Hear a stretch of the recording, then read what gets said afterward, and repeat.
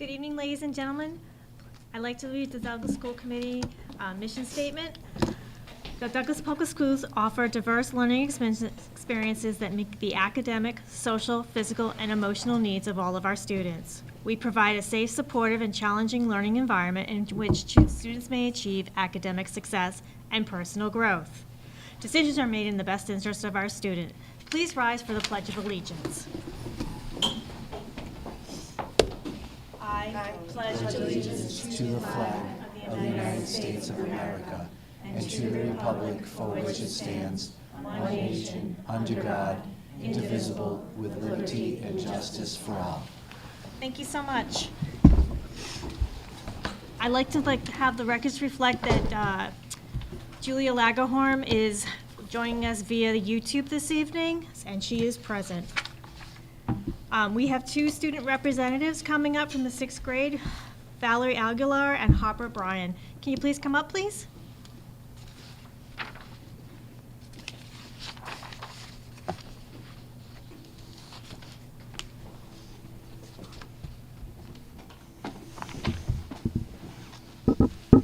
Hi, my name is Valerie Aguilar, and I'm here with Harper Bryan. We are student council members at the middle school, and we're excited to share a lot of updates since the beginning of February. It has been a busy and exciting time in our school community. The winter sports season has officially come to an end. We want to congratulate all our winter athletes for their hard work, dedication, and great sportsmanship throughout the season. As we move forward, spring sports are beginning, and we wish the best of luck to everyone who is trying out or participating in spring track, softball, and baseball. There have also been many school-wide events and updates. Our school Olympics activities have recently wrapped up, and it was also great to see so many students getting involved and showing school spirit. The Met Gala dance that the Student Council sponsored was beautifully decorated, and we had a great turnout. In addition, the National Junior Honor Society is organizing a coin war and a movie event to raise money for the dog orphans, which is a great opportunity for students to give back to the community. We also want to acknowledge a staff change at the middle school. We say goodbye to Mr. O'Brien and thanked him for everything he did for our school.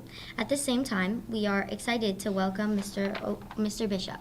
So far, many students feel that he is a positive and supportive addition to our school community. Academically, there are some important reminders. Third Literature Circle discussion groups will be meeting during the WIN block tomorrow, so students should come prepared. English MCAS testing is scheduled for the first full week of April, and we encourage everyone to take their preparation seriously and do their best. We are currently in the second half of the third quarter, so this is an important time to stay focused and keep up with assignments. We are also very excited to announce that spring enrichments will begin on April 6th. Students are really looking forward to starting the second round of electives, exploring new interests, and participating in different activities. In 8th grade, students have been very engaged across all subject areas. In science, they are currently learning about genetics and how traits are passed from parents to offspring. This includes both group work and independent activities, as well as hands-on labs that help students better understand inherited traits. They have also recently finished a unit on how organisms reproduce, building a strong foundation for their current learning. In math, students will soon begin working on translations, which involve understanding how shapes move on a coordinate plane. Honors math students will be moving into more advanced topics, including correlation, linear relationships, and lines of best fit, which help explain patterns and relationships in data.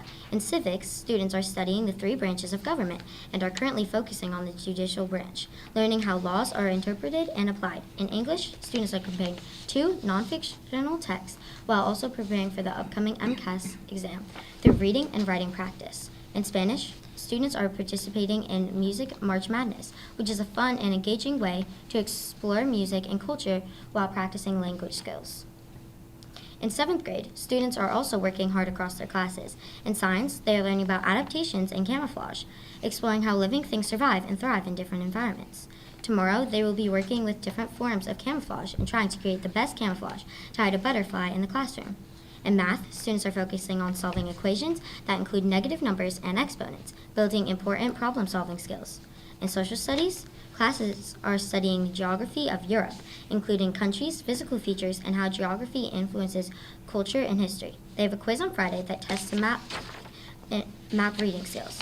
In English, students are preparing for MCAS by strengthening their vocabulary skills, and they recently had a vocabulary test to assess their progress. In 6th grade, students are building foundational skills in all subjects. In science, they are studying life science topics such as cells and how to use microscopes, giving them hands-on experience with scientific tools and concepts.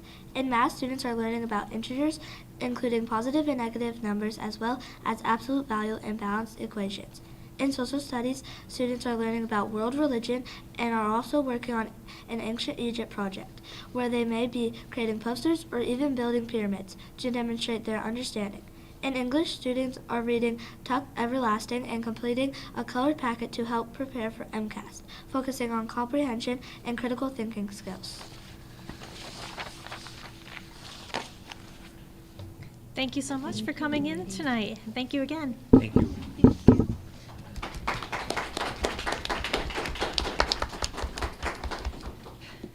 Anybody here for public comment? If there is none, I'm moving on to any old business. We do not have any old business. Moving on to new business and the superintendent's report, please. Thank you, everyone. I'm excited to have Mackenzie Bellinger from the American Heart Association. I forget how we met last year, but Mackenzie has partnered with us and the schools and families into bringing some great programs into the schools. I'm just not going to steal her thunder, never come up and share a little bit about what you do and how you've partnered with us and what our students and families have done. Thank you.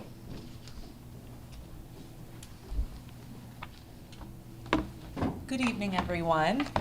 Thank you for having me. I'm very excited to be here tonight because I have been working with now each school in the district this year since the fall, starting with the middle school, and we now are ending with the elementary school on a program called Kids Heart Challenge.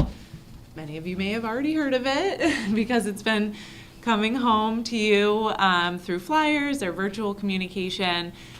But our mission here at the American Heart Association is to do many things that promote health and wellness for students and families, but also to get life-saving skills in the homes of everybody in the district. So we really want to make sure families have access to exposure to hands-only CPR, knowing the warning signs of stroke, older students, education around vaping and tobacco use, many other things that focus around the whole child and that have to do with social, emotional, mental, physical well-being as a whole. So that is what we've been doing, and I'm super impressed with your school community because as of right now, 200 families have signed up and learned life-saving skills, and that's pretty incredible. Even if they're not necessarily certified, they've been exposed and know how to jump in and act fast in an emergency.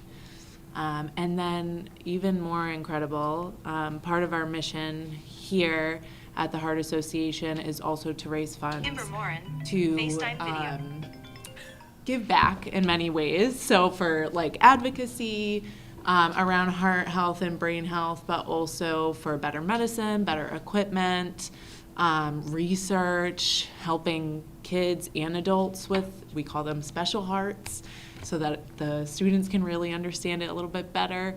Obviously those big terms won't catch with them, but it really helps them to understand that heart disease can affect anyone.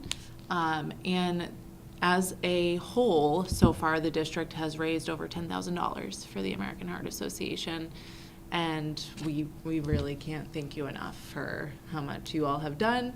It's a huge impact that your school community is making. So we really, truly appreciate it. And we hope that the benefits from our programs, the resources that we're providing, are getting to you and your families. That's definitely one of our biggest goals, is to help and give back to you as well. So thank you. Any questions from the committee? Thank you so much for coming into our community. Obviously, it's a well-worth endeavor that we're pursuing, and so anything we can do to help facilitate for you to reach more families, absolutely, we're here to support. So thank you again. What was the statistic that when you came and you met with us this summer, and I forget about the number one, the number two, Yeah, so, and time? You gave us some pretty interesting statistics. yeah, we have quite a few kind of crazy statistics that might be surprising to people that don't know a lot about heart health or brain health, but heart disease is the #1 killer in the United States, and stroke is the #5 killer. And before COVID, we were actually really close to getting it to the #2 killer, the heart disease. But because of the restrictions around COVID and people, understandably being scared to call an ambulance or go to the hospital, unfortunately, numbers did spike up. That's also when we really started to realize how many people didn't know what to do in an emergency because they were at home, they weren't out in public or in school where there's AEDs and so many other potential people that could help. So that is what we're trying to do is get heart disease away from being the #1 killer.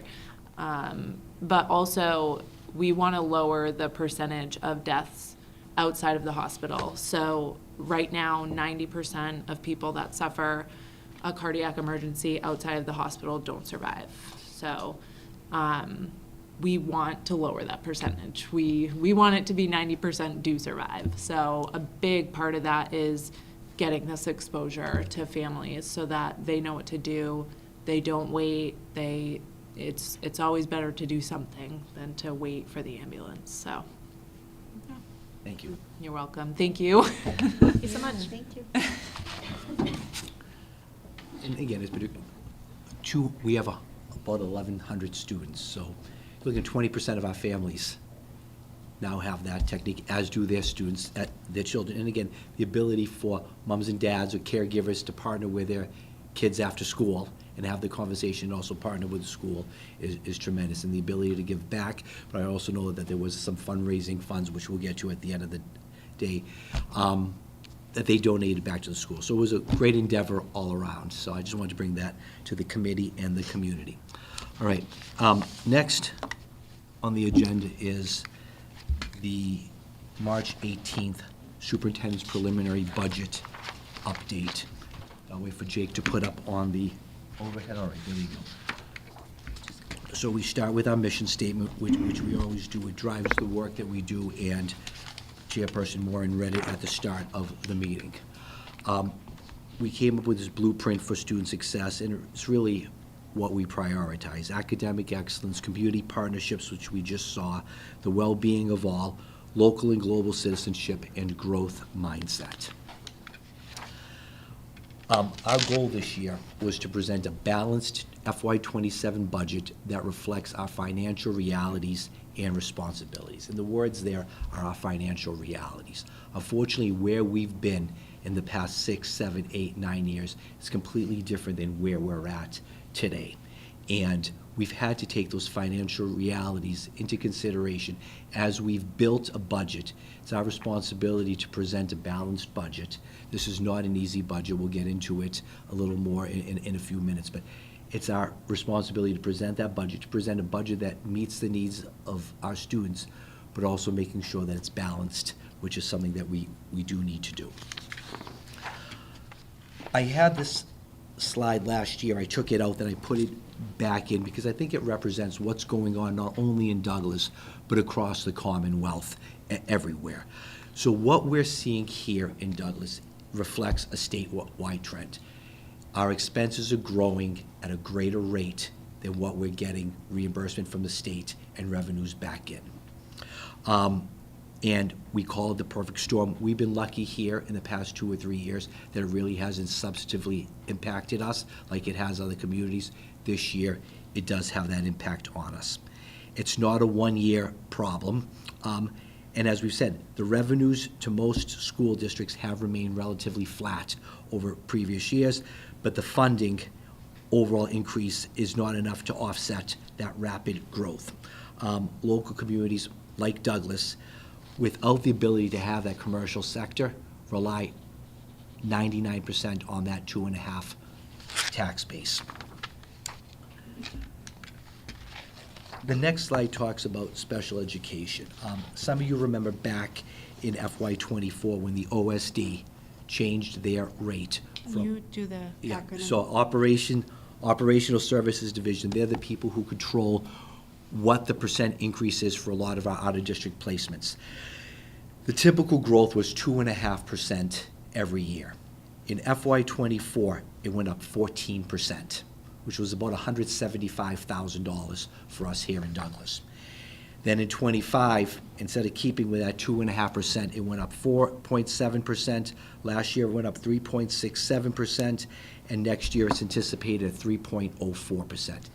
But that's all based off of that 175 number and that 14%, which we had to use either operating funds out of the general fund, school choice, or circuit breaker to offset. So again, that was a big, big jump that happened in '24 with very little offsets from the state. We talk a lot about circuit breaker, and people say, well, you get all this great circuit breaker reimbursement.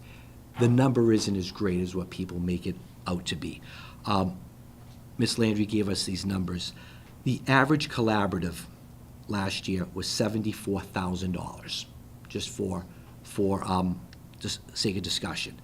The threshold last year, which means the amount that we as a town or as a school department are responsible for paying, was a little bit over $53,000. So the difference between the 74 and the 53 is about $21,000. Last year, we got reimbursed at 75%, so that's $15,000. Some years we got reimbursed at 65%, that's $13,000. So you're paying 74 and getting reimbursed 15. Better than zero, but people make it out to be that you get the circuit breaker money, you have circuit breaker, you have circuit breaker.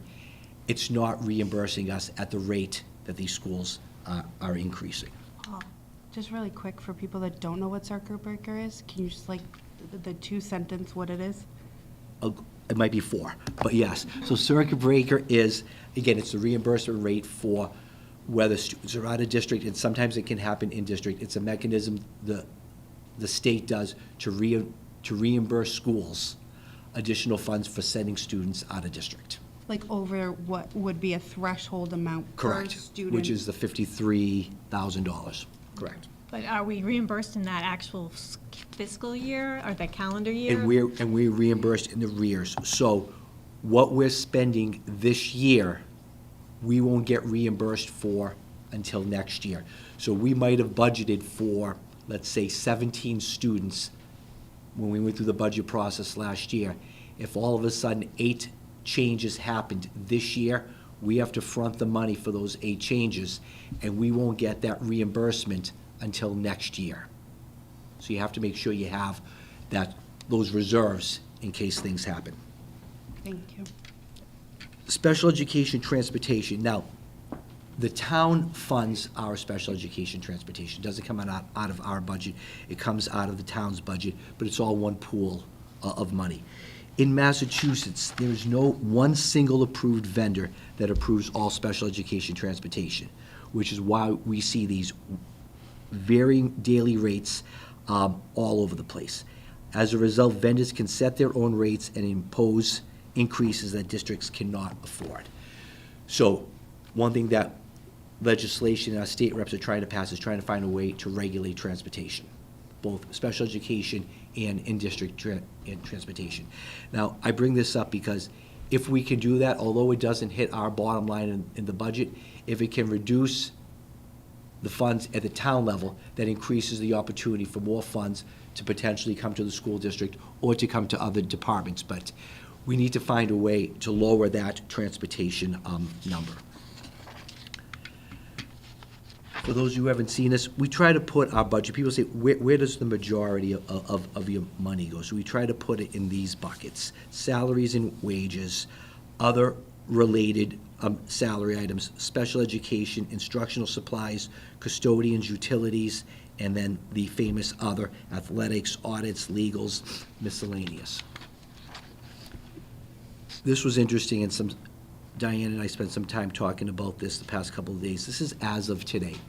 72% of our budget is salaries and wages. 18% is special education costs, and 4% are utilities, fuel, oil, electricity. 90% of our budget are fixed costs and contractually driven. Can't call the oil company and say, you gotta charge us less this year, right?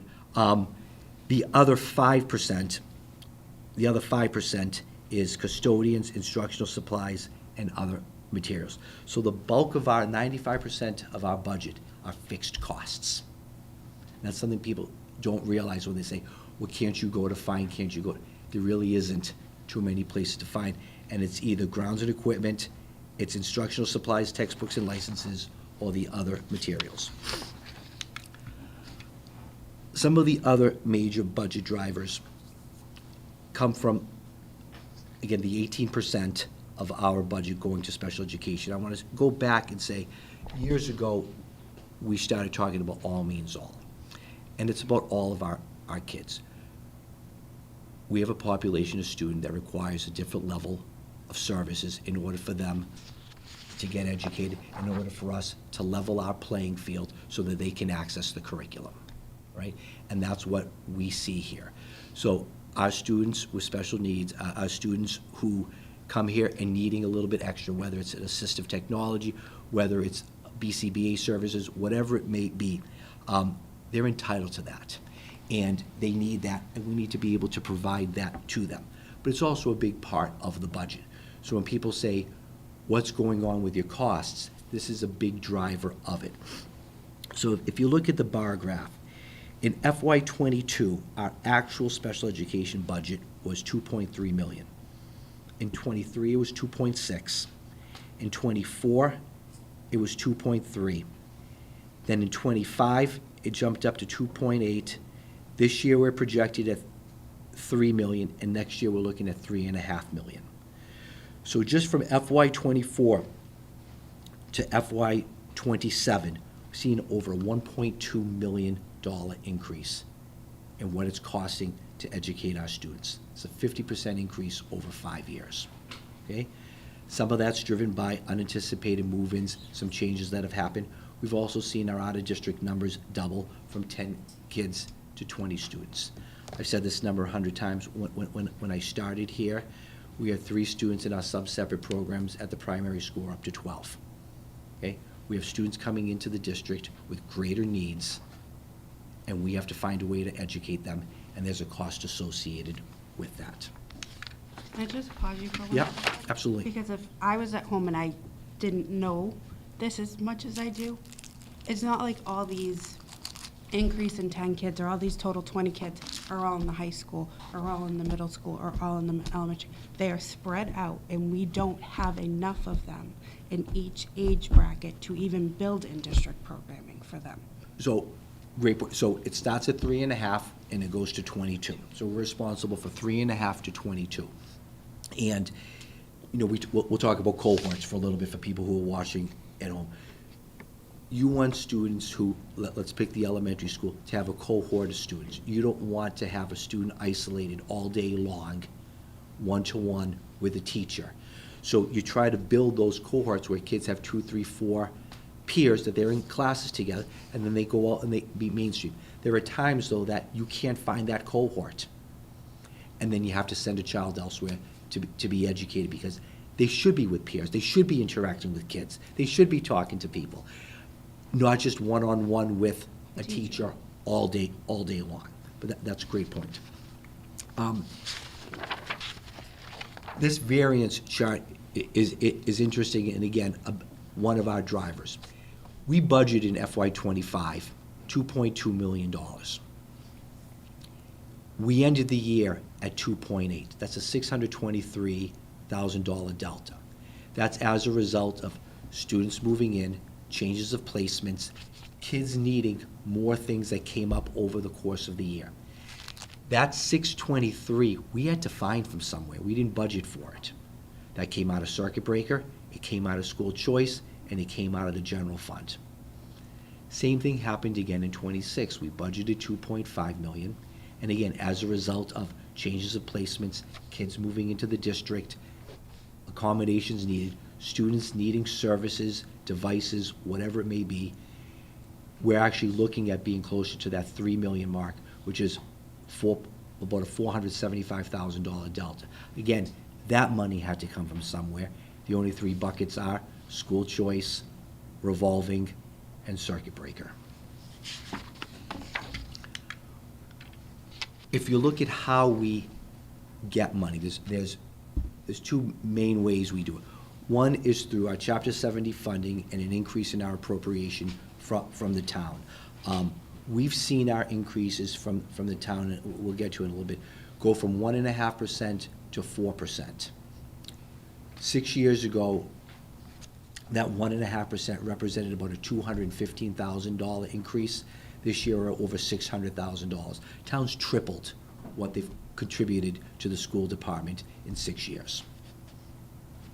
But if you look at our drivers, that top line is circuit breaker. And as you can see, we had a little bit of a spike in circuit breaker, but we've seen the dip in circuit breaker. The dip in FY27 is because we still don't know what that threshold number is, and we don't know what the reimbursement rate is, so we're conservative with it.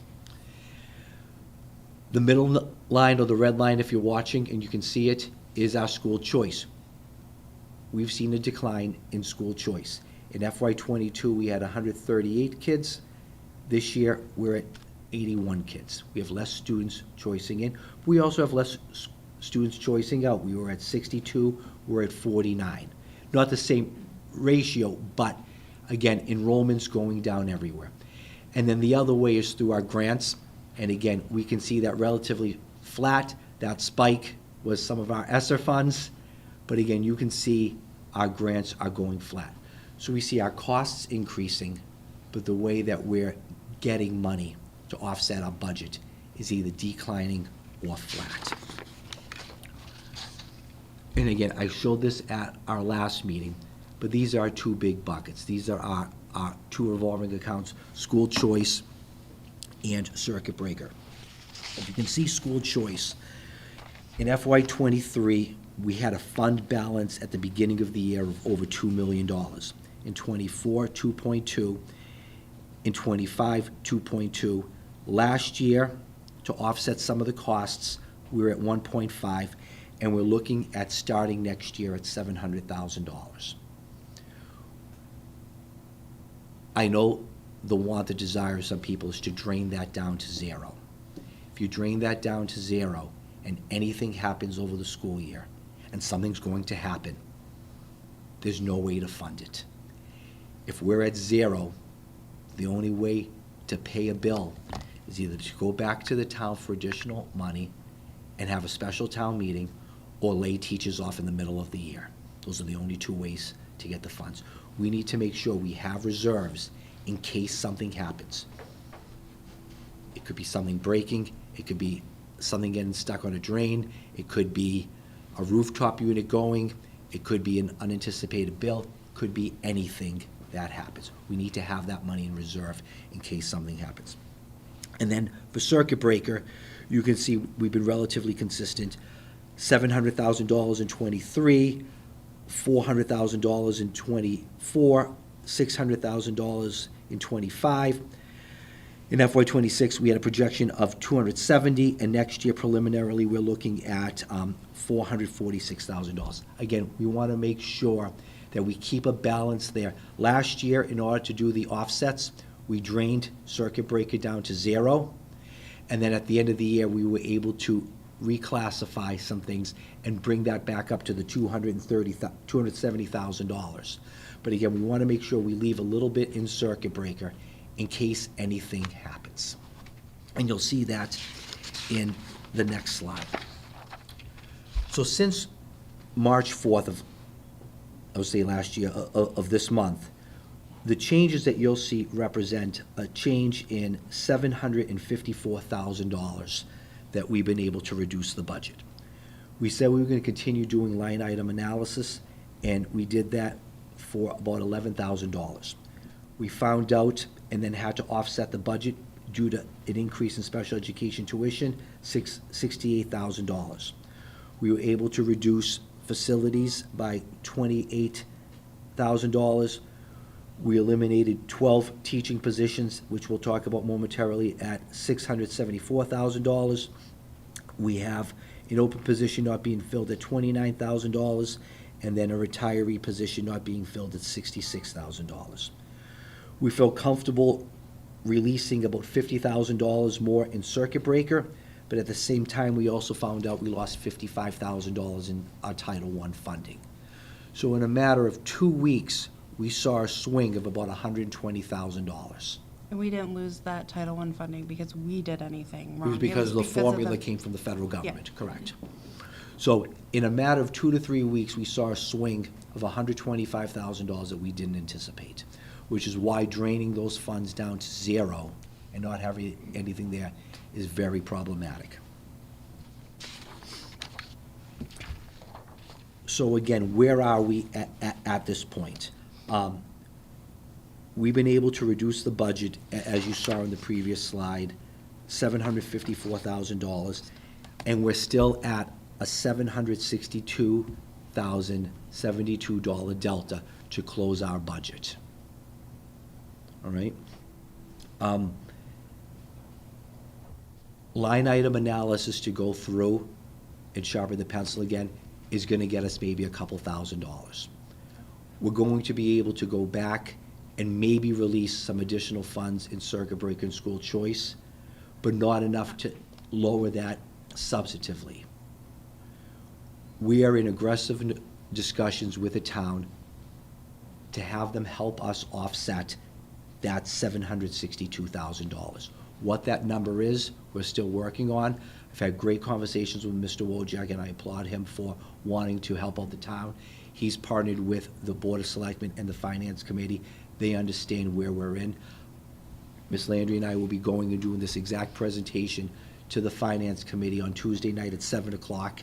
I invite everyone to watch or attend, because they need to understand where we're at and the ramifications of these cuts, and hope that they can help us close as much as that 762 as possible. Just for perspective, we talked today, and you'll see the reduction of 14 positions. If you look at the $762,000 and you take an average salary of master's step 5, which is typically what we budget for a first-year teacher, that's $66,681. If you take that and divide that into the 762, we'll be looking at eliminating 11.4 additional positions at our next meeting. If we can drop that internally from $760,000 to $600,000, we're looking at 9 positions. The need for us to go to the town and hope that they can help offset this budget is tremendous. We're gonna talk momentarily, next slide, about these reductions, but before we do that, I just wanna say this. We're gonna talk about positions and not about people. We've spent, as a leadership team, a lot of hours and a lot of weeks coming up with these reductions. They all hurt. They're not good for kids. They don't make sense, okay? But it's the financial reality we're in. So these reductions weaken the opportunities we have for kids. Additionally to that, these are people. These are teachers who've built relationships with our kids, who built relationships with our families, who've poured their blood, sweat, and tears into making their program and what they do awesome. And I'm sensitive to that. And that's difficult for us to do these presentations. Principals had to have the conversations with staff today, and it's tough. And we can sit and have the conversation, why this position over that position, or can't you bring back this position? And the answer is sure, we can bring back this one position, but what other position are we going to eliminate to bring it back? We're still faced with $762,000 to eliminate. And if we can't get any additional support, I'm here next week for an additional 11 positions. And that's a reality. So I've had some great conversations with the DTA. We've had conversations. I have another one on Monday with them. But the hope is that the town can help us bridge that gap, so the reductions that we present tonight are it. and they can help us offset that additional $762,000. So we're not looking at additional cuts going forward. And again, as the principals come up and the directors come up to present, I know everyone is, but just, these are kids and these are programs for kids. And these are our teachers who've been with us, some for 2, 3 years, some for 7, 8, 9, 10 years, and have worked really hard building up their craft, their time, so that our students and our community can thrive. And it's just a difficult conversation to have. We'll go in order. I'll call up Ms. Sosha to start, please. So the proposed reductions at the primary school, and Cindy will talk a little bit about each of these and what it looks like. And remember, we've had about 6 to 8 weeks to look at these. And we've gone from 12 cuts to 14 cuts to 16 cuts to 12, trying to figure out what we want to present, what our budget can support, and what we're hoping that we can see for relief from the town. We have some answers to what this is going to look like next year, but not all answers. We're still working on it. All right? So for the primary school, it's a .5 Title I math teacher, it's 1 kindergarten teacher, and 1 Title I paraprofessional. Turn over to Ms. Sosha. Okay, so although it's really difficult to lose the Title I math, especially where I'm the Title I director and I kind of hired that and pushed for that position, we do have things that we can put into place to make sure that the kids are supported, such as our ST Math program. That program has been in place for a few years now. Traditionally, the 1-8 Foundation, the Mind research that has been out there is showing if you use that continuously, your scores are going to increase, not just STAR, MCAS, whatever standardized test. So that program also allows teachers to assign particular skills, not just go in and do their puzzles that they want to do. Teachers can assign certain skills. So then when we do the STAR data at the beginning of the year, we assess the students, then the teachers would know what skills do we need to work on, what do we assign, just like they would anyway.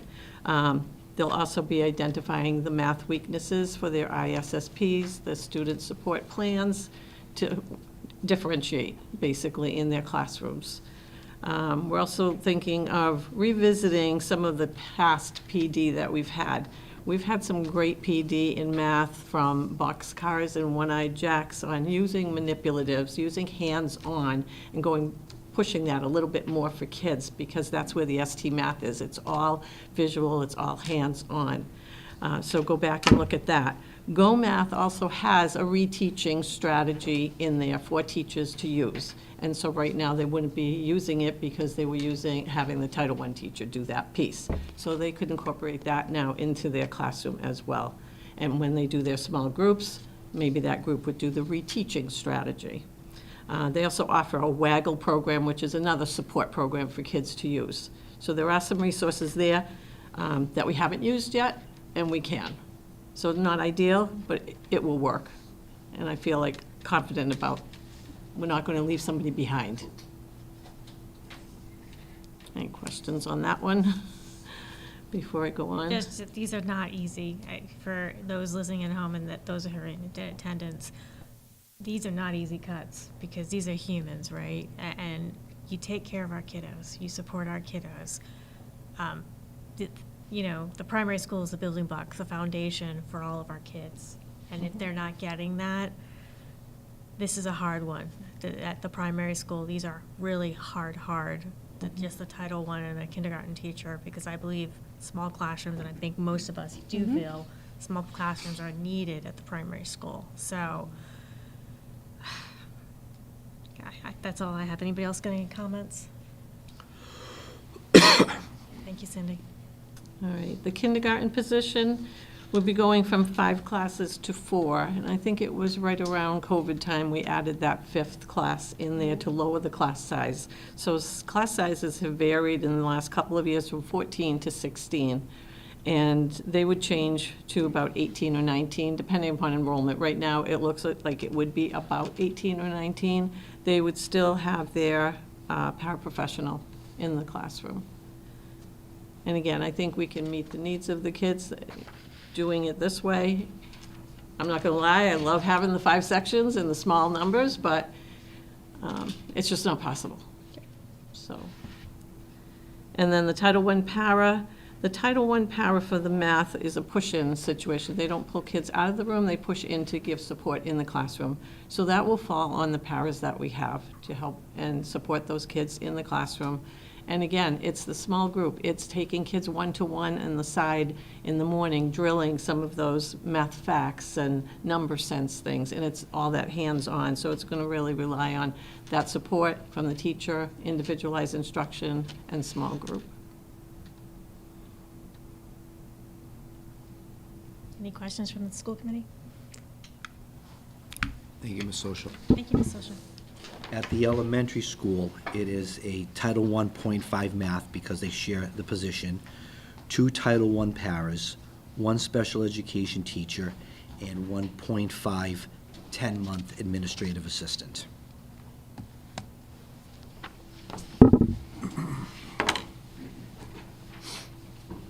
Good evening. Good evening. Thank you, Paul. So basically, just I'll kind of walk through things. Feel free to just chime in if you have any questions. You know, this is super hard, and anyway, though, but I just appreciate all the professionalism that I've seen through tough times and these last couple of days. But in terms of how we're going to approach this, because we're going to have to figure out a way to approach this. Just to start, the student support will continue, including math, because on the surface it looks, you can see it looks like the math being hit, but it will continue. IEPs, of course, stating the obvious, but ultimately we're going to have to restructure and reimagine our supports, right? In terms of instruction and intervention, our core instruction, it will remain strong and consistent. We'll demonstrate fidelity to the curriculum.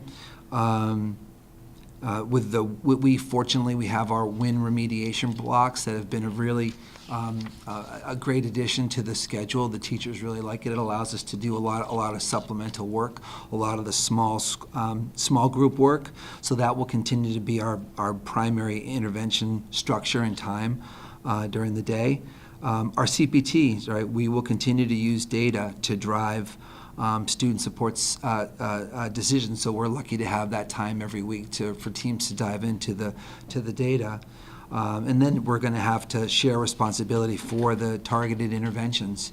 One bit of good news recently was the fact that with our STAR, there was we saw a demonstration for something that's going to be incorporated into the STAR next year, which will lead to more personalized interventions. The data is going to get more granular for the kids, and the data is going to actually connect with our existing curriculum. So it will actually be able to provide more information for the teachers based on the STAR results, which normally that would take more manpower, more man hours to find that. But a lot of the information from these interventions will be provided from the STAR at the beginning of next year and moving on. So it will lighten the load a little bit and actually just provide more information for our staff, for the individual kids using the curriculum that we have. And I think that that's going to be a very, very valuable tool, and will again provide the information that the teachers need without having to dig it, dig deeper and get that. So that will prove helpful. In terms of the math support, again, I had mentioned the WIN blocks, classroom differentiation, that STAR data. Again, that tool will, in addition to identifying the needs of kids, it will tell us what we can use within our existing curriculum to help them. And then again, the small group instruction. And then again, those students that were identified and needing that Title I support, we'll still identify them. We'll still be able to see who those kids are that need that support, and we will provide it typically during that WIN block, but of course through small group instruction over the course of the day. So, so that's the math. With regard to any questions about the math? Okay. with the special education and losing the special education teachers. Of course, the IEPs, those will all be fully implemented. That's a non-negotiable. The caseloads and service delivery will be adjusted, right? We'll have to get more creative with the schedule. We'll have to be more efficient. We'll have to consolidate the schedule. We've actually started looking at the schedule.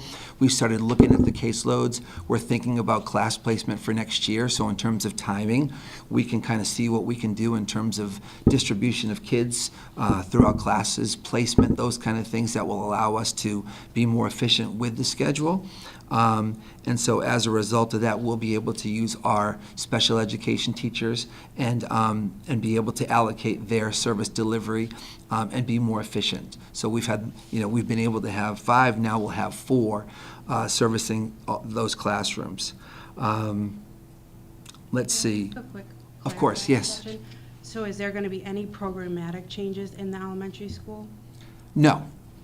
No, I do not see that, and that's an excellent question, thank you very much. And, one thing, we're going to have 2 OG-trained teachers that will be providing that structured multisensory reading instruction, so we're still going to have that. That's a hugely important program, so that will continue to be in That's place. a big investment of our district. Correct, yeah, so there won't be any changes there. Again, a lot of it is going to be just being really efficient, looking at the schedule and creating, not to say that our schedule has been a luxury this year, but we've been able, we've been able to kind of balance it and spread it out a little bit, but now we'll have to consolidate more, and that will just allow us to be even more efficient. So that's going to be the plan for the special education.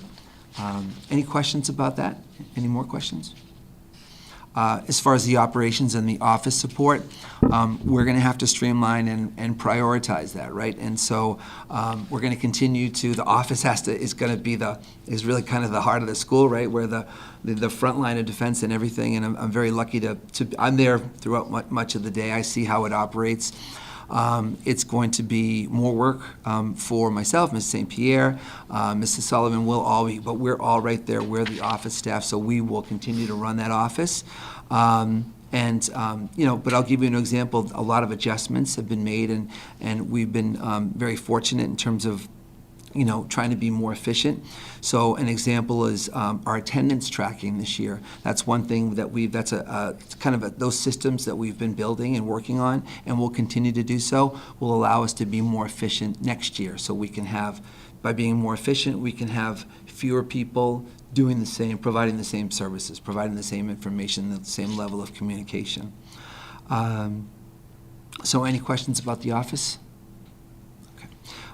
Ultimately, it's going to be, we're going to have to collaborate. Everyone's going to have to pitch in. So shared ownership.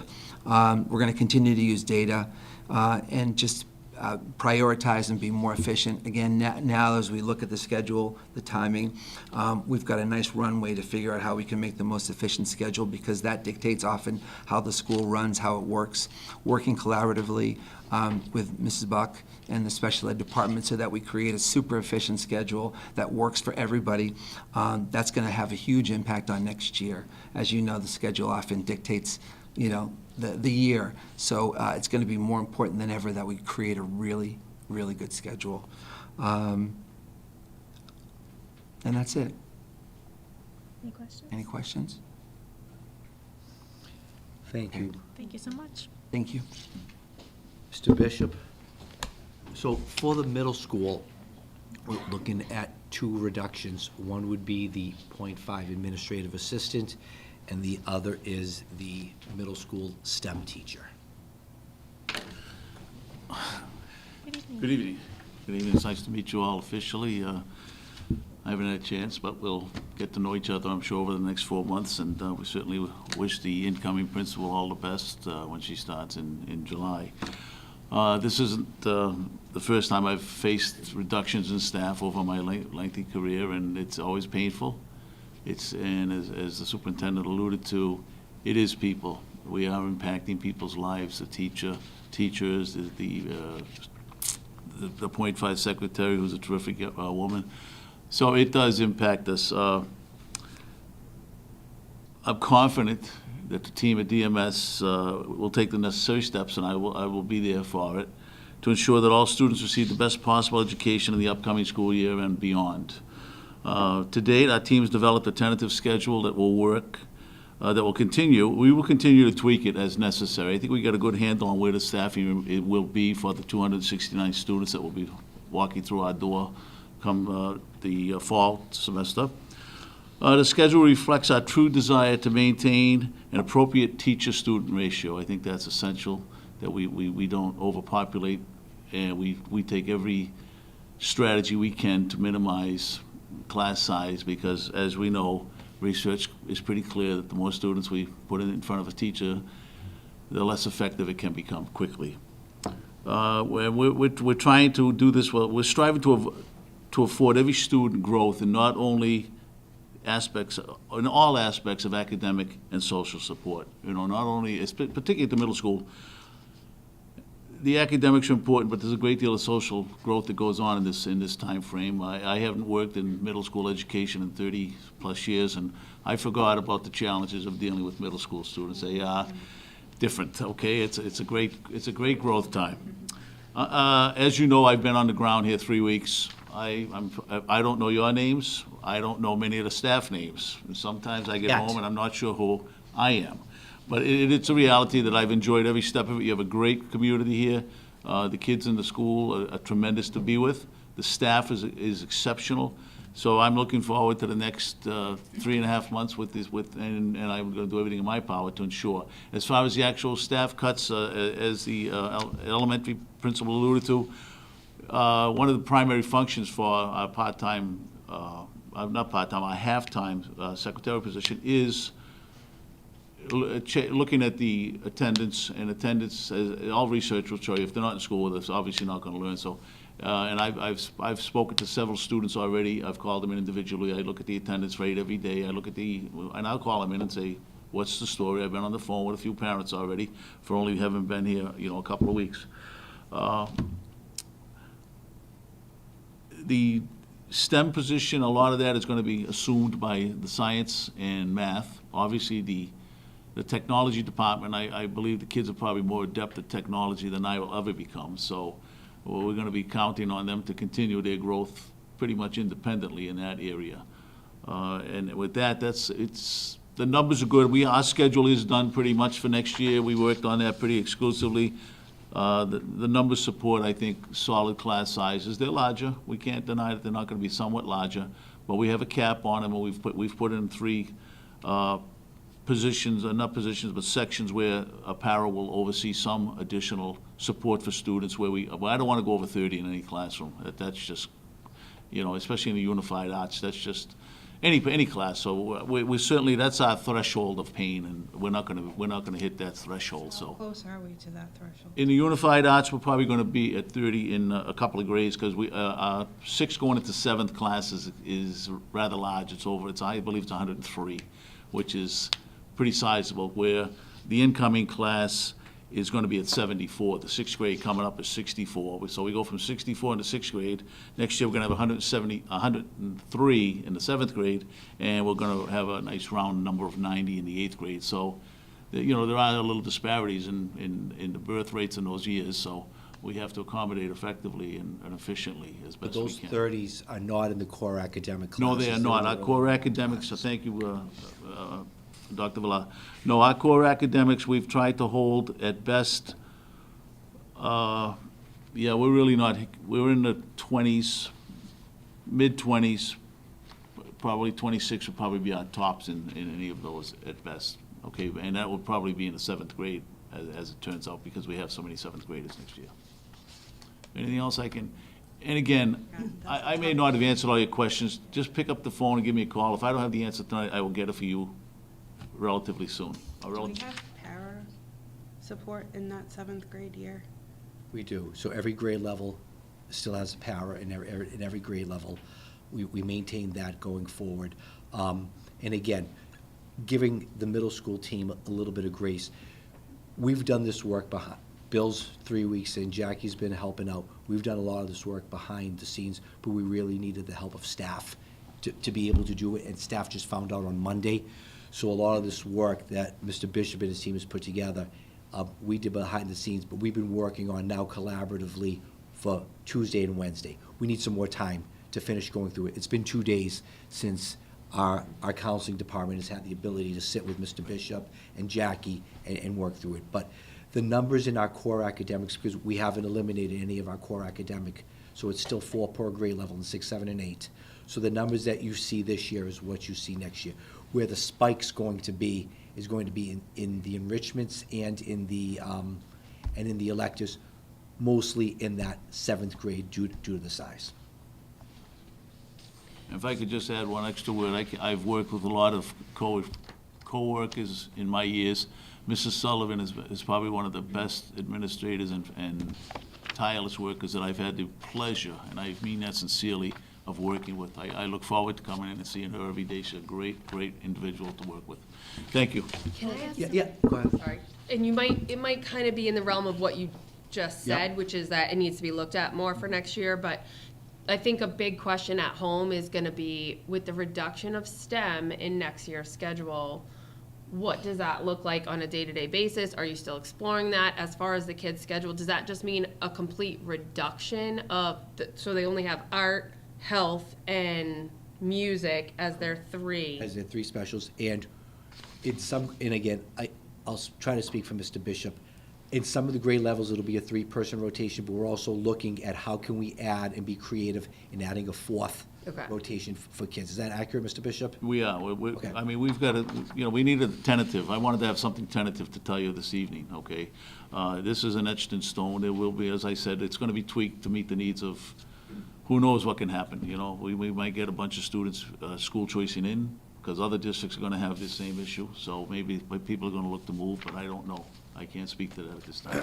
I'd be curious too with the electives, because I know last year we certainly changed some of the electives, and if there's any, like sports activities is one that got dropped, do we have enough time with the gym teacher that we could add that back in, or like what kind of all the alternatives to not have 30 in a classroom?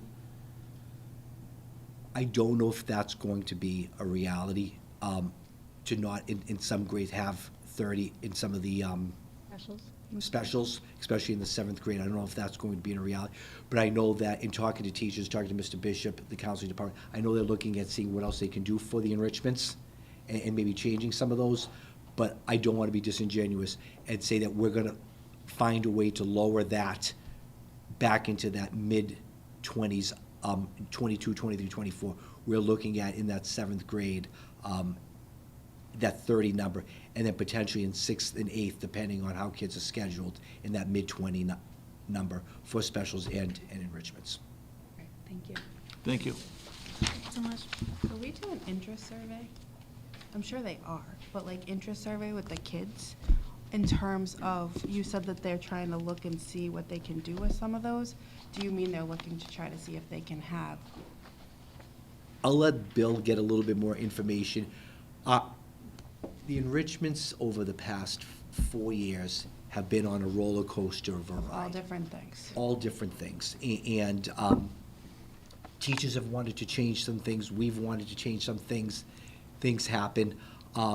So teachers have expressed an interest to say, hey, look, it'd really be great if we could look at our enrichments again and maybe have the opportunity to change them. They're the ones who are going to have to write the curriculum, so kids can come up with some great ideas, but if we don't have a teacher who can teach it, it makes it a little bit difficult. Next is Mr. Ringett at the high school, and he has 5 reductions to speak about today. It is 1 ELA teacher, 1 math teacher, 1 history teacher, 1 biology teacher, and 1 special education teacher. I know we're essentially talking about positions, but I can't help but echo what others have already said about, these are people, these are teachers. We, when we lose positions, we've built those professional relationships, and we are going to miss them dearly. Contributed to our schools and our community. It's very unfortunate.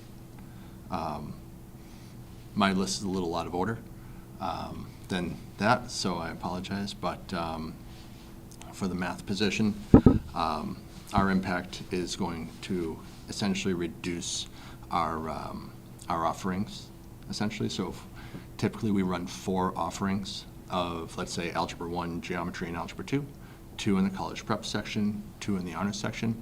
That will be reduced down to 3. It'll be 2 and 1 in one direction or the other. In speaking with the math department head, he and I are in agreement that the college prep level is most likely to get the 2, and the honors level is most likely to get the 1, due to the level of need for each student. Some of the other pieces of impact, it's a little too early to tell because of where we are in the scheduling and the way high school scheduling works with various electives and what students want to be taking during their junior and senior years. So I can safely say that we'll probably lose sections of electives, which will kind of decrease the amount of wiggle room a student might have in changing their schedule, if they needed to. What do you mean changes in electives? Not offering them or offering less sections of them? Less sections. Yes, less sections. Our class sizes are expected to be close to about 25 in our math classes, moving forward. Any questions about math? Is the scheduling still going like seniors pick their, or incoming seniors pick their classes first, incoming juniors pick theirs next, so that the kids that are going to graduate sooner? Right now, so we've already gone through that process where I've gotten some emails. where every student has had an opportunity to select their classes and course requests. At this point, our counseling staff is working with each student on an individual basis where they call each one down. They go through what they've already picked. They provide, I hate to use the word, but guidance to kind of help promote what they want to go into, or if their top choice elective doesn't quite fit in their schedule, what are a couple of other options that they're looking at, things of that nature. So right now we're going through that process. I believe tomorrow, we're all done with the high school with the exception of maybe 1 or 2 students right now. Tomorrow our counseling staff is heading down to the middle school to perform the same exact activity. And they're going to be there pretty much all day doing that. Thank you. Yep. For our ELA position, you're going to hear me echo kind of the same sentiment each time. Our ELA position, we're going to reduce the number of sections offered for our cores. Our ELA 9, usually 4 sections, will be 3 sections. Our ELA 10, usually 4 sections, now 3. Again, there'll be a 2-to-1 split based off of need and how that looks. Class sizes will increase. They're expected to be between 20 and 25, depending on the grade level. We are expected to lose at least 1 elective out of the ELA department because of that. Not etched in stone as to where that might fall, because, again, we haven't looked at course requests yet, as we're waiting for that piece to be completed before we go down that rabbit hole. Any questions about ELA? Not just about ELA, but in general, what classes do our kids, is it just the vocational classes that our kids have access to through BV Excel? Or do they have access to other, like, would they have access to creative writing through that program? Or is it contingent on other things? It's contingent on a lot of things. So creative writing would essentially be an elective, all right? So we call it creative communications. Usually runs like the school newspaper, things like that. So a course like that would be on the bubble should, if we have, let's say, 5 students want to take that as their elective, but I have 15 that want to take drama and stagecraft. More than likely, I'm going to try to run that drama and stagecraft versus the creative communications, if I had to pick one. So we have to kind of go down and look at that part of it before we can really make any decisions. But they have, but again, right now they're in the, if you had a carte blanche, what would you want to choose? No, I'm just thinking because we already have access to that, and if kids can at least get the opportunity, even if it's outside of school, to do some of these Yeah. things, at least they still get the opportunity and it doesn't cost them anything. Yeah, and the BV Excel program, it's a great program run at night. And it does give them exposure to some very specific things that we just don't have the infrastructure to offer. I always go back to their welding program. They have a welding program there that does continue to be offered to our students. As far as I know, that's still 100% there. It's theirs if they want it. It's theirs for the taking, should they want to explore that option and that avenue. I think it's great. I had a kid that went through the health careers one and decided for no money that they don't like health careers. I appreciate that in college. Right. I just kind of want to piggyback off of that question twofold. One, all of these reductions, you've mentioned honors and college prep. What about RAP classes? And then additionally, we were talking about a collaboration with a university a while ago. I don't actually know where that landed and if your kids have that opportunity as well. Excellent question. I'm trying not to touch any APs. Okay. I'm trying to avoid them at all costs. Okay. To continue to have that option for our seniors and juniors, and even some sophomores, so they have that avenue. Want me to take that? Well, I have a follow-up meeting next week. Okay. And I don't have definitive answers just yet. So part of the Anna Maria College partnership is we have to impact bargain that with our teachers' union. Oh, And- okay. Yeah, so it's a change in working conditions, it's creating a stipend for them to teach those classes. And when we got close to doing it is when the budget got tight. So one of the concerns with the association was, before we start creating additional stipends, before we potentially start adding classes, let's wait and see what these reductions look like before we add something that we might not be able to support. So we put a pause on it now, and Mr. Ringett has a meeting with, it's Anna Maria, did we say it? Oh, yeah. So Anna Maria College, so we're gonna put a pause on, Mr. Ringett has a meeting with them in the near future. Okay. And then wasn't there another program that the kids could take? Nichols like, College? Online? What's that? Nichols College? Wasn't Well- there something that the kids could do There was a online, virtual high right? school. VHS. Oh, yeah, VHS, okay. Yep. But that's not affected and kids can potentially still use that as, like you're saying, like having more Yeah. opportunities to explore different. Right. We did keep that on as a fail-safe, Okay. essentially. So there is access. There's- it's not ideal. Quality and not It's what not we ideal, it's not want. the quality, it's not No. what we would love, but there is access. Down to the biology position.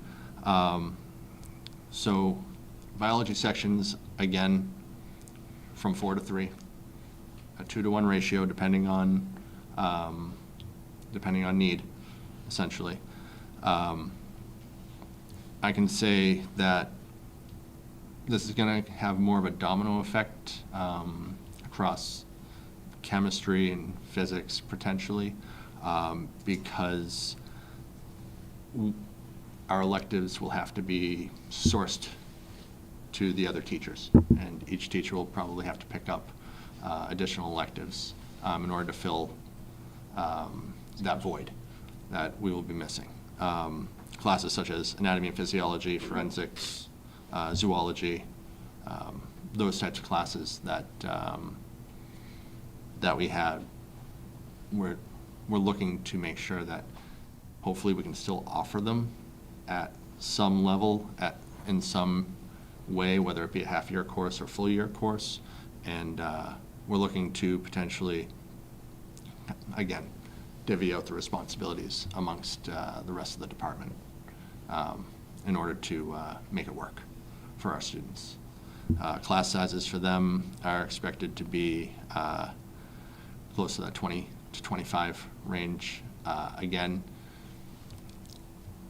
can't guarantee the number will, you might get a 26 here and a 22 there, but the expected range is between that 20 to 25. Let's see. Our special education position, So that position, the classes that that position supports will, which may have been done under a code teaching model, will now have to follow more of a para model of inclusion. So this will also cause one of our current SPED teachers to have multiple academic supports, because academic supports need to be supported by a special education teacher and not a para. So with that, the caseloads for each special education teacher will likely increase by 2 students. They have either 7 or 8 now, so they'll increase to about 9 or 10 on their caseloads individually. Is that just the inclusion ones, or is that all of them? That's the inclusion ones. Yes, excellent question. Strictly the inclusion teachers, or teachers with the moderate license, yes. We've run multiple versions of a special education schedule by multiple people who wanted different eyeballs on it as best as we could, and multiple people to be able to analyze to make sure that we ensure compliance throughout. And we have a schedule that does ensure that compliance right now. Pending any changes, it is March 19th right now, so pending any changes, we would currently be within compliance at the high school. Any questions about special education? Okay. Last position is the history position. Again, reducing class offerings, section offerings from 4 down to 3, 2-to-1 ratio again. Also, a redistribution of courses. History teachers tend to stick within their own expertise, whether it be world history, U.S. history, so on and so forth. So there will be somewhat of a redistribution of those courses. We're going to see classes of upwards of 25 students at certain grade levels. We are looking to hold on to as many electives as possible in that department, because that department does thrive off of senior electives. But it will reduce the number of sections of those electives. So if before we had 4 sections of psychology, we'll be down to 2. And so on and so forth, whether it be government or sociology or whatnot. Again, all these changes will limit the movement of students course to course or section to section.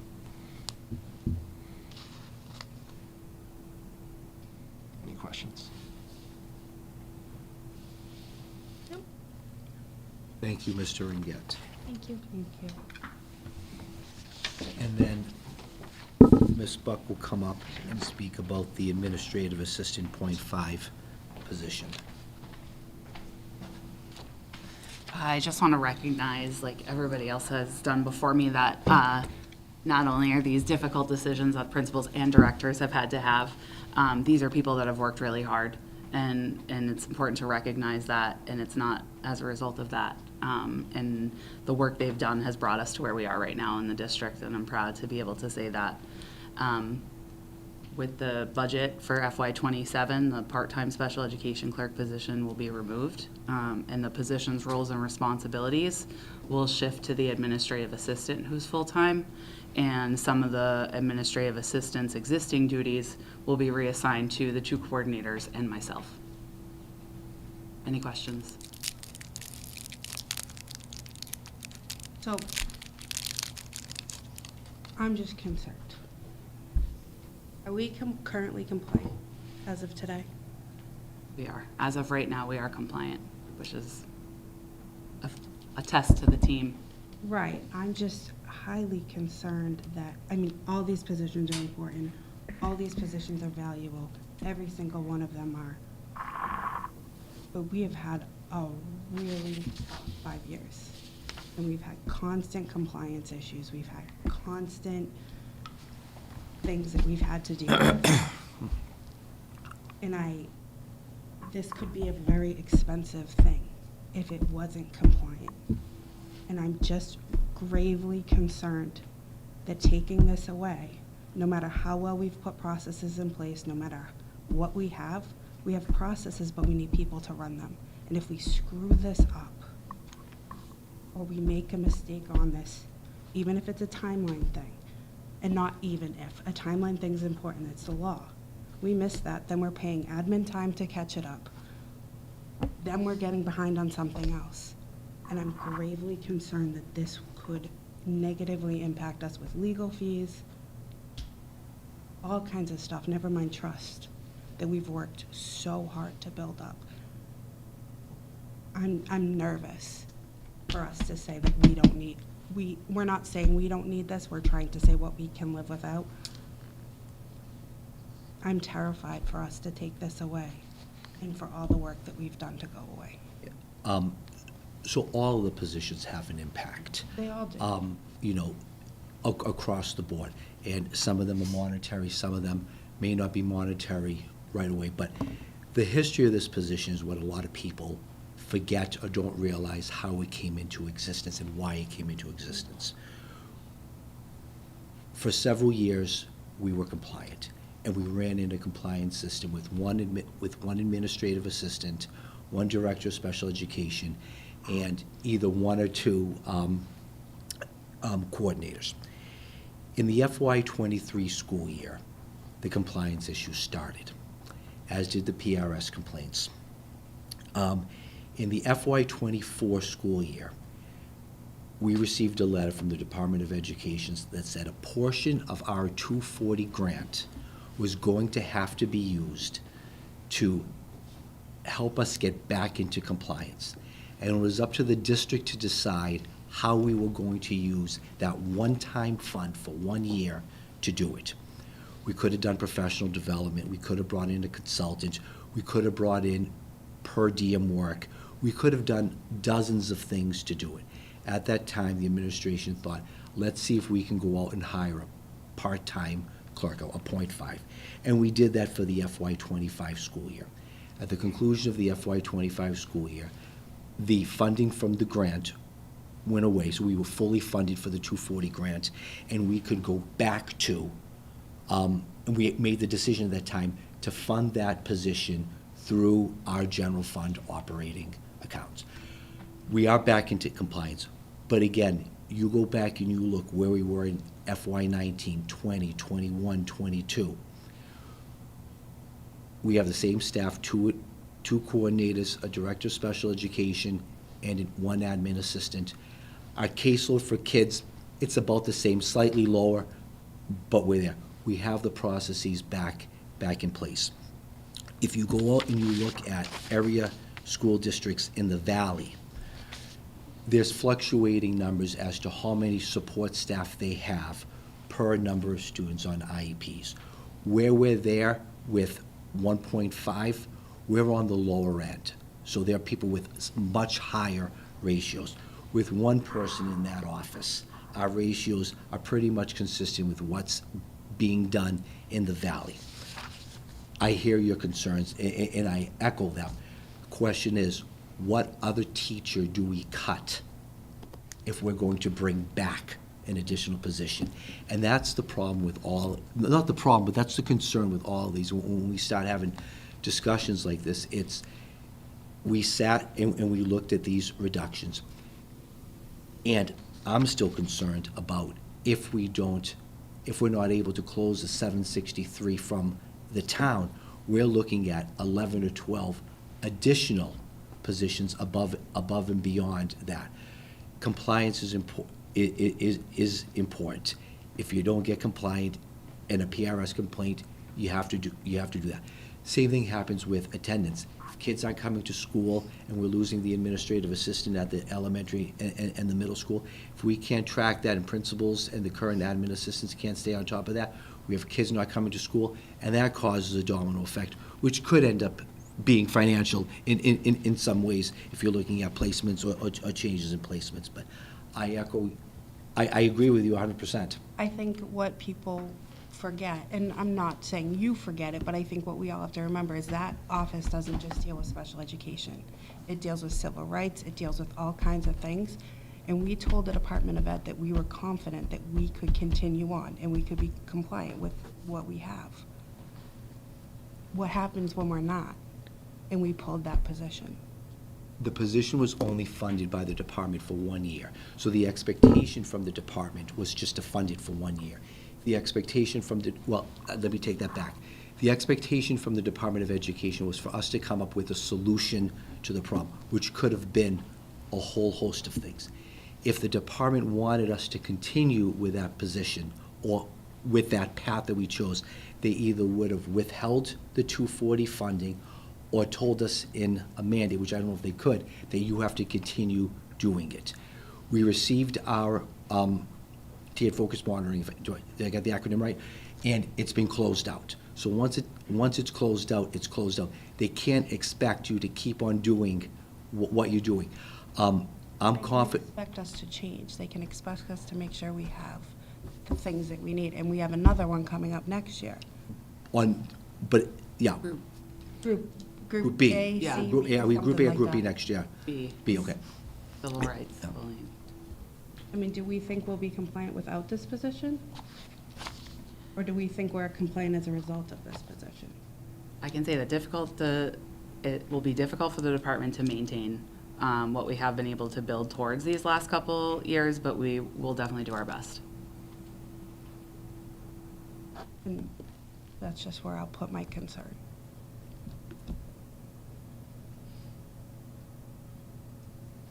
There are no easy answers with this budget. There's not. I There's mean, not. We're making decisions based on what the leadership team, and administrative staff is making these decisions. We have to trust and empower that they know better, right? But we're all gravely concerned with, 7th grade, the class size, right? We're going back to when we did the budget cuts, and my daughter's 2nd grade classroom went to 29 kids. So, there are no easy choices. The kids are gonna lose, our community's gonna lose when we have to make these cuts, right? And it's the state. The state's not doing what they should be doing for these rural communities. If you're upset about it, contact your state senator, right? Contact them. We need more funding, and we're not getting it. It's going to the urban schools. That's really where it is. And so, but there are no easy choices, on any front. And these are hard choices that we're having to make because it is the human element. It's people. It's people that help build the community that we have for our students. And so, And to your point, I've reached out to Senator Fatman and Representative McKenna. They were here. Senator Fatman got back to me, and he's scheduling a meeting with me. We're going back and forth with dates to see if he can potentially help. Again, the state has their one pot of money, too.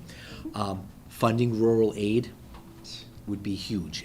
That's where it's at, folks. At its full capacity. So Can we sign and endorse that? so this year we had rural aid so for those people who don't know what rural aid is the state created a grant for rural school districts who rely heavily on 2.5 because we don't have that tax base that a lot of schools do. So again, there's a formulator associated with it, and you get a percentage of it. We've seen that rural aid go as high as $150, $160. This year, we're at $90,000. So it changes based off of different metrics. It'd be great if they could fund that at a higher rate. We have the ability to do whatever we want, for the most part, with that funds. Problem with rural aid is that it's not a reoccurring grant, so you never use a one-time fund for reoccurring expenses. And we find out about the rural aid usually in December of the year, and we have until June 30th to spend it. So what we've done in the past 2-3 years is we've looked at, after we created the budget, so we'll take this year as an example, we looked at what are we asking for in FY27 that's a one-time expense that we can fund this year with our rural aid money that we can then take out of the FY27 budget to free up cash in the general fund to do something else with it. But we never know what that money is until November, December, and then we have to spend it by the year. Rural aid is great, but you really shouldn't be using it for people. You're using it to offset other costs, which then you can use for people. But if you do that, then what happens if the next year you get $50,000 less or $60,000 less? You're making decisions. That's one big thing. They're really looking at, at the state level, is funding funding circuit breaker at a higher rate than the 75%, and really looking at lowering that threshold. If they can do that, it brings additional resources into the school district. Transportation's been a hot topic for decades. We really need to look at the state level at increasing competitive competition for transportation. At the local level and in-district transportation, we go out to bid every 3 or 5 years? 3. Every 3 years. We have 5 or 6 people who pull papers. Only one company bids on it. So Telstone's been with us forever. Even if we wanted to look to see if we could get another vendor, no one else is bidding on it. And that's what's happening in the 351 other communities. They go out to bid, people pull papers, one company bids. You saw what we talked about with specialized transportation. The rates are wild. From 180 a run to 400 a run. Some of that's based off of distance and monitors on the bus, but some of them aren't. And I know, Ms. Buck, when we talked earlier this year, one company was charging $250 a day, another company was $180. Same exact run, a $50, $60 difference per day, times 180 days. Or 226. Or 220, thank you very much, or 220 in some cases. We need to find a way to regulate, or the state needs to find a way to regulate that transportation so that it can be more affordable to communities and not be budget busters. Changing the way they do the Chapter 70 funding would be huge. They did it a couple years ago. Some communities won from it by getting more money, others didn't. You know, you get the cherry sheets, you get the information from the governor that Chapter 70 funding went up, and then you go and you look, and it's $20 a student. $20 a student times 1,100 students is $22,000. I'm happy to receive the $22,000. It's not going to move the needle. It's not going to move the needle. If you get, and the way the money gets funneled to us is a different story. But the funding mechanism is broken, and it's been broken for years. And we see it happening in school districts. There's the pendulum that goes. There's 6, 7, 8 years where there aren't issues with funding and staffing, and then there's 3 or 4 years where it's difficult. And that pendulum keeps going back and forth. I lost my train of thought, but yeah, there's a lot of things that need to change. Any more questions from Sorry, you? I lost it. Okay. No, I think it's hard. You know, we hold people accountable for their performance and high-quality performance, and when we don't give them the resources to do the job, we can't hold them to that performance standard. And that's the case, unfortunately, with these. A lot of with this. all of these reductions. You know, we had the conversation today where, you know, you're looking at class sizes at the high school level going from 12, 13, 14 students a class to 25, right? That's 10 additional kids a class times 5 classes. That could be 30, 40 extra students on a teacher's caseload. That's 30, 40 extra papers a week, 125 extra papers a month, 1,000 extra papers a year. That's time to correct. And we're not taking anything away from them, we're adding to them. That's more progress reports, more report cards, more comments. Even just teachers who've spent decades used to class sizes 10, 11, 12, changing and adding 12, 13, 14 kids. That's a change in how you instruct. Big one. So that's work on the principals, myself, the assistant principals, for how can we work with them and give them the resources they need to succeed. So it's across the board, and it's tough. And even, yeah, we'll leave it at that. My next Thank you. slide. Thank you. Thank you, Ms. Buck. Next slide is next steps. Line item analysis is going to be minuscule. Okay, might be $1,000. Possible use of revolving funds is a discussion we need to have, but we really need to be cautious as to how we dip into those.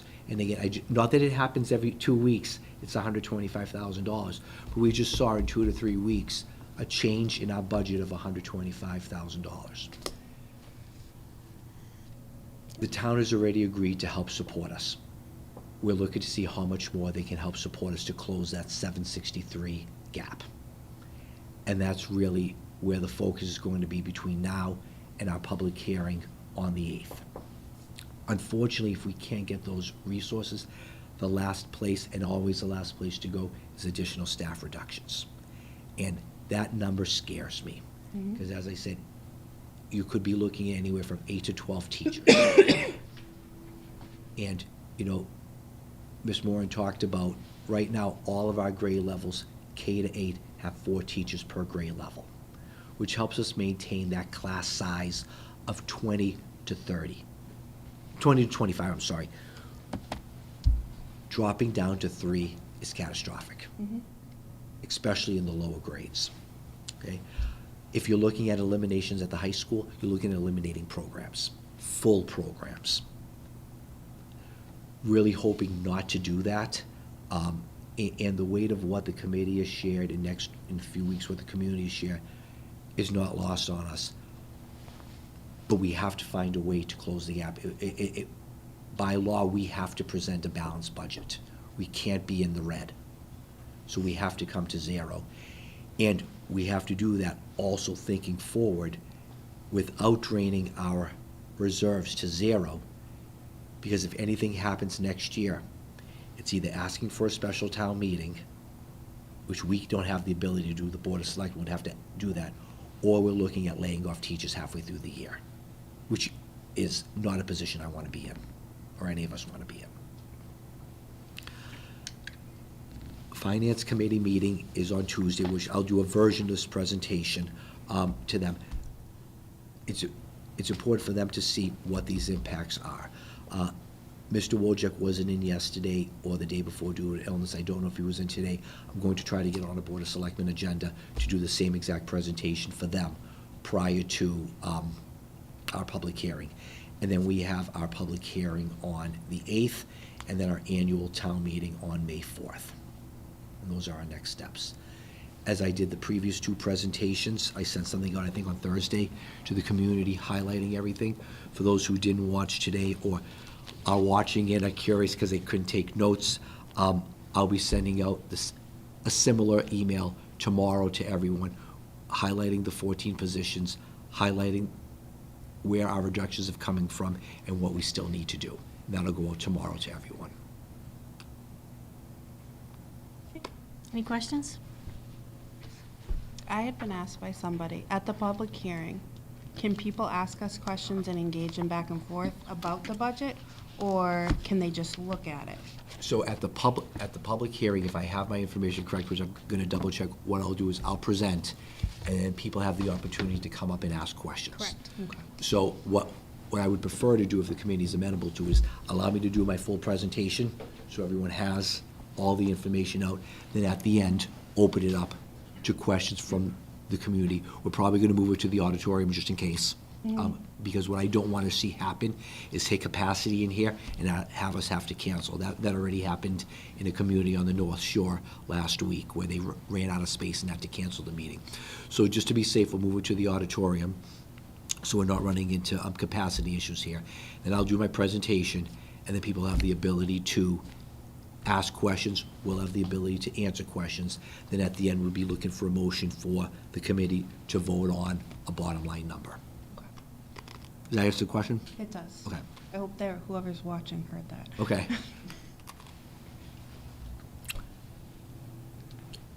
And then finally, Mr. Bishop alluded to it, we've officially hired a middle school principal for the FY27 school year. Amy planned, I sent something out to the community and to staff. We had about 15 people who applied. I believe we did about 6 interviews. I interviewed people last week. I extended an offer to Amy on Friday, sent her a contract on Monday. She signed it on Tuesday.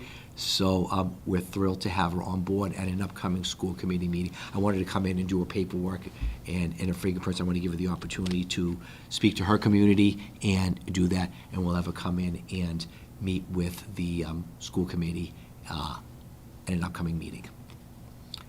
And that's my last part of my report. Thank you so much. Thank you. Moving on to the school committee and subcommittee accounts payable report. Warrant 35 SCH 26 and 35 SCHL 26, warrant date of March 5th and March 6th, in a total amount of $105,052.12. Was signed by me, and everything was good. Warrant 34 SCH 26 and 34 SCHL 26, warrant date of February 26th and February 27th. You want me to read it anyways? Yep. Sure. Signed by Heather Moran in the amount of $83,192.01 with no irregularities.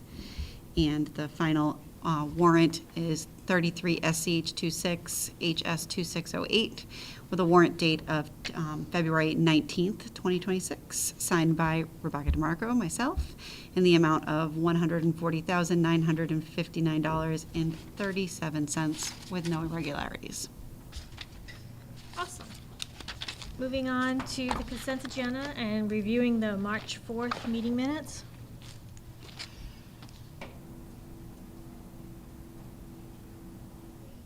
Nobody has any issues? I'd be looking for a motion. Could you just amend them that I was on virtually? Yes, make a note that Beth Bergstrom was on virtually, but I'd be looking for a motion to accept with the.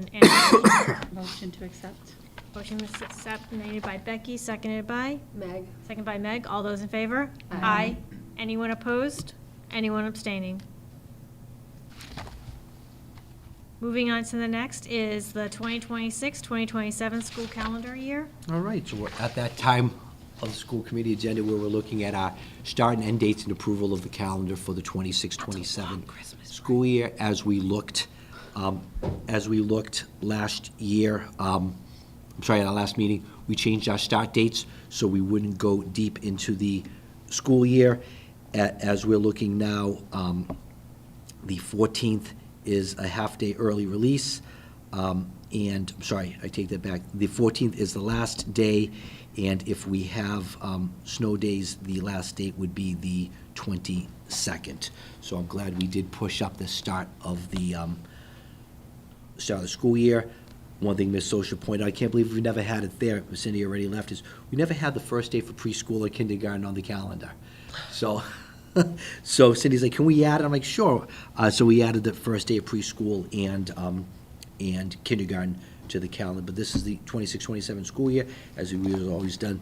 The Teachers Association and President Reardon had the opportunity to look over it and approve it. So we're just seeking approval from the committee to accept the calendar. Then we can post it and let families know where we're at. Again, another long, or somewhat long, Christmas break, which, depending on where you are in the continuum of the ages of your kids, is either a really good thing. You're like, I can go travel. Or not, yeah. Yep. Any questions from the school calendar? Be looking for a motion. So moved. Motion made by Beth, seconded by? Meg. Seconded by Meg. All those in favor? Aye. Anyone opposed? Anyone abstaining? Let the records reflect that on the March 4th meeting minute notes, Julia Lagerholm, did an I too as well. And for the 2026 school calendar, she also did an I. Thank you. All right, we're gonna spend some fun with policies for the next 15, 20 minutes. Ms. Buck will come up and talk a little bit about our bullying policy. As a committee, might remember about 4 or 5, 6 years ago, we, about 2, 3 years ago, we had a bullying protocol and handbook that we put together. We revised that last year. This year, we thought it was important to have our attorney, Mike Joyce, come in and meet with staff and work with staff and just go over what bullying is and make sure that we're doing what's right for our students in our community. As a result of that, he noticed some inconsistencies in our protocols and also in our school committee policy. And I will turn it over to Ms. Buck. Don't want to take all of her thunder excitement to talk a little bit about the changes that we need to make per his advice. Sure. So one of the things looking at, he took a legal lens to this, is looking at first the school committee policy and really focusing what's being proposed is it's removing the procedural details and focusing on the statutory requirements. The bullying prevention and intervention plan will address the procedure part of it. So that is what I'm going to read tonight. Once this has been revised and approved, and we do all the lovely readings that come along with it, then we can look at the bullying and the bullying prevention and intervention plan. Any questions before I start to read this lovely dialogue? All right. So the article is JICFB, Bullying Prevention. The Douglas Public Schools is committed to providing a safe, positive, and productive educational environment where students can achieve the highest academic standards. To this end, bullying and retaliation are prohibited. Bullying means the repeated use by one or more students or by a member of school staff, including but not limited to an educator, administrator, school nurse, cafeteria worker, custodian, bus driver, athletic coach, advisor to an extracurricular activity, or paraprofessional of an unwelcome written, verbal, or electronic expression or a physical act or gesture or any combination thereof directed at a target that 1, causes physical or emotional harm to the target or damage the target's property, student, or employee, places the target in reasonable fear of harm to himself or of damage to his property, creates a hostile environment at school for the target, infringes on the rights of the target at school, or materially and substantially disrupts the education process or the orderly operation of a school. For the purpose of this section, bullying shall include cyberbullying. Acts of bullying, which include cyberbullying, are prohibited on school grounds, on property immediately adjacent to school grounds, at school-sponsored or school-related activities, at functions or programs, whether on or off school grounds, at school bus stops, on school buses or other vehicles owned, leased, or used by the school district, or through the use of technology or an electronic device owned, leased, or used by the Douglas Public Schools. Bullying and cyberbullying are prohibited. The DPS will take appropriate action when the conduct occurs at a location, activity, function, or program that is not school-related or through the use of technology or an electronic device that is not owned, leased, or used by the Douglas School District, only if the act or acts in question create a hostile environment at school for the target, infringe on the rights of the target at school, and or materially and substantially disrupts the education process or the orderly operation of a school. Bullying Prevention and Intervention Plan. The district shall develop, adhere to, and update a plan to address bullying prevention and intervention in consultation with teachers, school staff, professional support personnel, volunteers, administrators, community representatives, law enforcement, students, parents, and guardians. The plan shall apply to students and all school staff members, including but not limited to educators, administrators, school nurses, cafeteria workers, custodians, bus drivers, athletic coaches, advisors to an extracurricular activity, and paraprofessionals.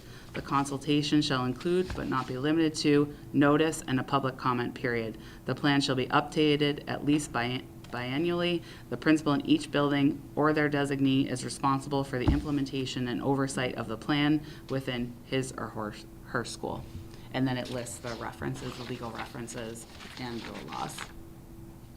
Can you just go over the differences between the new plan and the old plan? I know we have them, the committee has them in front of them, but for Yes. people watching at home. Absolutely. So with the school committee proposal here, the old plan had a lot of procedure to it. This removes that procedure of how we would address bullying, and that will all be addressed and is addressed in our bullying intervention plan. So this is just sticking to this is just representing the statutory regulations. Any questions? Okay, I'll be out for a second read next time. All Thank right, you so thank you so much. All right, we're on the second read of the current policies. As we said, we're looking at all of everything under A. We'll do a second reading today, and then a third reading, then we'll move on to B in a month. So AC is the non-discrimination policy, including harassment and retaliation. And again, this policy reflects updated MASC language and aligns with the district, current Massachusetts federal and state laws.